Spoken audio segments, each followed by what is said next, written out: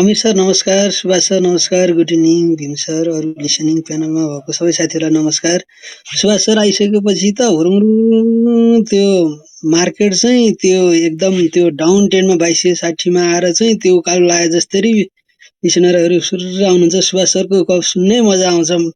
भातै छोडेर खानै छोडेर सुनु सुनु लाग्छ सर। सुभाष सरको शब्दहरूमा कति कुराहरू सुभाष सरको शब्दबाट नै राख्ने प्रश्न नै हुँदैन। कुनै प्रश्न राख्छु भन्दा भन्दै सुभाष सरको भनाइ सुन्दाखेरि नै त्यहाँ क्लियरिफाई पाएको छु सर। अब बजार त यस्तै हो सर, अब घट्ने बढ्ने यस्तै छ। अब 3200 को स्टकहरू अब होल्डमै छन्। अब अलिकति करेक्सन आउला फेरि माथि नै जाला भन्ने आशामा छु सर। अब अरू त के नै भनौँ सर। अब अलिकति अब 3200 र 2260 सम्म त होल्ड गरियो भनेपछि अब 1-200 पोइन्ट हेर्नै पर्ला सर। अब 1-200 पोइन्ट हेरेर अनि विचार गर्न पर्ला सर। न्युजहरू पनि त्यति ब्याड न्युजहरू त्यस्तो केही पनि छैन सर। अब सबै कुराहरू बजारमा राम्रै छ। अब चुनावी माहौलहरू छन्। अब यो अलिकति दुःखै कुरा भनौँ, यो कोरोनाको अलिकति त्रास फैलिएको छ। अब यसमा एउटा त अलिकति दुःखको कुरा हो, तर मार्केटको लागि त अलिकति पोजिटिभ कुरा हुन्छ सर्ट टर्मको लागि। अब लङ टर्मको लागि अलिकति भए पनि सर्ट टर्मको लागि अलिकति पोजिटिभ नै होला सर।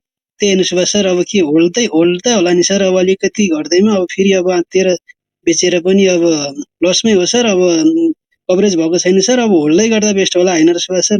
यति नै हो सर, अरू त केही छैन सर। हस्, धन्यवाद।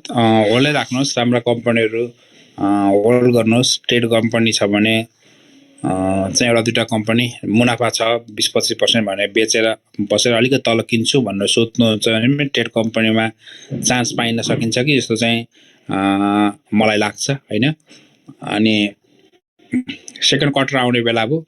यो पाला चाहिँ 15 गते नै सेकेन्ड क्वार्टर आइसक्छ। अब मेबी कुनै कम्पनीले मुनाफा राम्रो कमाएका छन्। त्यो मुनाफा कमाएको कम्पनीले यो विकमै पब्लिस गर्न सक्छन्। अधिकांशले सन्डे गर्छन् जस्तो लाग्छ, आउने सन्डे गर्छन् होइन। सटरडे गर्दैन, कमाएर राम्रो कमाएकोहरूले सटरडे र फ्राइडे सकभर गर्ने कोसिस गर्दैनन्। यदि उनीहरूको कमाइ छैन भने चाहिँ फ्राइडेहरू पब्लिस गर्छन्। अलिक नोक्सान छ भने फ्राइडे पब्लिस गर्छन् होइन। अब विकास ब्याङ्क मध्ये सबैभन्दा कमाइकोमा सबैभन्दा लस गरेको चाहिँ अब सप्तकोशी डेभलपमेन्ट ब्याङ्कले जुन उसको घोटाला भयो त्यो पैसा लसमा देखाउनु पर्ने हुनाले उसको पैसा चाहिँ सबभन्दा ठुलो लसको रूपमा देखिन्छ जस्तो लाग्छ। 10-15 करोड रुपियाँ लस देखिन्छ। 10 करोड जति चाहिँ लस आउँछ जस्तो लाग्छ। त्यो सिओ साहबबाट भएको घोटालाको केस, उहाँहरूको केस नमिल्दासम्म त्यहाँबाट पैसा आउट भएको छ एउटा होइन भने देख्न सकिन्छ। नबिललाई यो वर्षको 6 महिनामा चाहिँ एनआइसीले जित्न सक्छ ब्यालेन्स सिटमा। उसको नबिल र उसको तुलना गर्ने भए पुँजीमा चाहिँ नबिलले जित्यो। 11 अर्बको पुँजी हुन्छ। 11.5 अर्बको पुँजी छ अहिले एनआइसीसँग। उसँग 18 अर्बको छ। अनि पैसा चाहिँ कमाइकोमा चाहिँ एनआइसीले जितेपछि इपिएस चाहिँ नबिलभन्दा लगभग 10 रुपियाँभन्दा माथि 10 रुपियाँभन्दा माथि देखिने चान्स मैले अनुमान गरेको छु। अब कमाइको हिसाबले धेरै देख्न चाहिँ सकिन्छ ग्लोबल ब्याङ्कमा, तर इपिएसमा चाहिँ नबिलभन्दा थोर हुन सक्छ। कारण चाहिँ उसँग 23 अर्बको पुँजी छ भने नबिलसँग 18 अर्बको मात्रै पुँजी छ। त्यो पुँजीको आधारले ग्लोबलले धेरै कमाए तापनि इपिएसको आधारले चाहिँ नबिलले जित्छ। जुनैसुकै पैसा कमाएकोमा इपिएस हेर्नु पर्यो। ठुलो भोल्युम हेर्न साथ भएन। त्यो कतिजनालाई भाग लाग्ने भने थाहा पाउनु पर्यो। त्यो भनेको कितालाई भाग लाग्नु पर्यो या पुँजीलाई भाग लाग्नु पर्यो। सबैभन्दा सजिलो चाहिँ पुँजीलाई भाग लाग्यो भनेर सम्झेर किता जोडे हुन्छ होइन। जब सपोज कुनै कम्पनीले 1 अर्ब 3टाले कमायो, तर 3टाले 1 अर्ब कमाए तापनि उसको पुँजी चाहिँ हेर्नु पर्यो कति पुँजीले कमायो भनेर। 50 करोड भएको पुँजीले कमायो भने 1 अर्ब कमायो, डबल कमायो होइन। भनेको मतलब पुँजीभन्दा डबल भयो, उसको इपिएस 200 हुन्छ। तर 1 अर्ब कम्पनीले 1 अर्ब कमायो भने उसको चाहिँ 100 हुन्छ इपिएस। अर्को पनि 1 अर्ब कमायो तर 2 अर्बको पुँजीले कमायो भने उसको इपिएस चाहिँ 50 हुन्छ। त्यही कारण बराबरै कुराले बराबरै पैसाले चाहिँ तुलना गर्नु भएन, उसको पुँजीको हिसाबले हो। र राजनीतिक दल यदि कोही यहाँ सुनिराख्नु भएको छ भने पनि तपाईँहरूले कुनै कम्पनीले यत्रो पैसा कमायो भनेर त्यसको नेगेटिभ कुरा नगर्नु होला। त्यसमा कमाउन उसले कति पैसा इन्भेस्ट गरेको छ भनेर सम्झिनु होला। सायद यो वर्ष नोबेल ब्याङ्कले एनआइसी एसियाले लगभग यो वर्ष 5 अर्ब कमाउन सक्छ, तर 5 अर्ब कमाउनलाई उसले यो वर्षमा 11 अर्ब 50 करोड रुपियाँ चाहिँ उसको पुँजीमा र 8 अर्ब जति रिजर्भ कोषमा चलाएर 300 अर्ब 3 अर्ब जति चाहिँ डिपोजिटहरू रिस्कको पैसा हो, जो कतिखेर माग्छन् थाहा हुँदैन डिपोजिट हैन। त्यस्तो डिपोजिटलाई युटिलाइज गरेर कमाएको कम्पनी र सरकारलाई पनि उसले लगभग अर्ब भन्दा माथि चाहिँ ट्याक्स दिएको कम्पनी हो। अब यस्तो कम्पनीलाई यति पैसा कमायो भनेर ब्याङ्कले यत्रो कमायो भनेर चाहिँ नभन्दिनु होला राजनीतिक दलका नेताहरूले हैन। हामी सरकारकै हो टेलिकम एनटिसीले वर्षको 10 अर्ब कमाउँछ भन्दा हाम्रो इन्टरनेटको हाम्रो फोनको पैसा किन नघटाएको, कहाँ यत्रो कमायो भनेर हामी कहिले पनि राको बालेको छैनौँ। यत्रो कमाएछ एनटिसीले भनेर हामी खुसी हुन्छौँ। कम्पनीले मुनाफा गर्दा खुसी हुनुहोस् राजनीतिज्ञहरू। तपाईलाई कम्पनीले कमाएको हुनाले त 30% कर्पोरेट ट्याक्स दिन्छन्, त्यही ट्याक्सबाट त तपाईहरुको तलब भत्ता पेन्सन वृद्ध भत्ताहरू सबै कम्पनीले दिएको मुनाफाबाटै जोडेका हुन्छन्। त्यसैकारण गत वर्ष एउटा कम्पनीले राम्रो प्रचार गर्न साथ देशको राजनीतिज्ञले यहाँ नेगेटिभ प्रचार गर्नुभएको थियो, त्यस्तो प्रचार पनि नगरिदिनु होला। तपाईहरुले पनि हामी जुन कम्पनीका शेयर हालिरहेका छौं त्यो कम्पनीको मुनाफा मात्रै हाम्रो भागी हुन्छ भनेर सम्झिनु पर्यो। यो इक्विटी मार्केट हो, यहाँ कुनै कम्पनीको शेयर किन्नु भनेको ओनरशिप लिनु हो। एकदम मजाले बुझ्नुपर्छ, त्यो कम्पनीको मालिक बन्दैछु भन्ने हिसाबले लिने नै हो। हामी इन्भेस्टिङ सहीले गर्नेले चाहिँ मालिक बन्दैछु, तपाईहरुले पनि मालिक बन्दैछु भन्ने हिसाबले नै किन्नुहोस् भन्छु म आफूले चाहिँ। सर्ट टर्म ट्रेड गर्दा पनि बजार नोक्सान भयो भने तपाईको सर्ट टर्म ट्रेड गर्दा यदि बजार घटिहाल्यो भने म मालिक बन्दा चाहिँ कति मुनाफा हुन्छ भन्ने कम्पनीको थाहा पाएर किन्नु भयो भने चाहिँ केही न केही जान्नुहुन्छ होला। म कम्पनीको नाम त भन्दिनँ। एउटा कम्पनी चाहिँ पुँजी क्षय भएको थियो भनेको नेटवर्थ चाहिँ माइनस थियो। 100 चाहिँ हामीले नै हालेको हुन्छ कम्पनीमा पार भ्यालुको रूपमा। त्यो कम्पनी चाहिँ 71 या 72 मात्रै थियो। 72 को कम्पनीको बजार भाउ आज त 338 छ। त्यो 72 रुपियाँ मात्रै नेटवर्थ भएको कम्पनीको भाउ हैन, र कुनै बेला 480 सम्म पुगेको थियो। र 380 मा कोहीले किन्नेपछि मलाई सोध्नु भयो यो कम्पनी कस्तो छ भनिदिनु कि भनिदिनुपछि मैले उहाँलाई नै सबै कुरा सिकाएँ। पहिला नेटवर्थ हेर्न सिकाएँ, अनि हेरेपछि उहाँले भन्नु राम म त यस्तो कम्पनी किनेको रहेछु भनेर। त्यसैकारण शेयर बजारमा धेरै कुरा सिक्नुपर्छ। सबैभन्दा मेन कुरो फन्डामेन्टल जान्नुपर्छ। फन्डामेन्टल भित्रको पनि फाइनान्शियल रिपोर्ट हेरेर जान्नु पर्यो। फाइनान्शियल रिपोर्टमा यदि ग्रोथ रहेछ उसले कमाएर दिन सक्ने कम्पनीले मात्रै मुनाफा शेयर धनीलाई बाँड्न सक्छ भनेर चाहिँ सम्झिनु पर्छ। उसले कमाएको भन्दा बढी मुनाफा चाहिँ दिन सक्दैन, यो थाहा पाउनुपर्छ तपाईहरुले।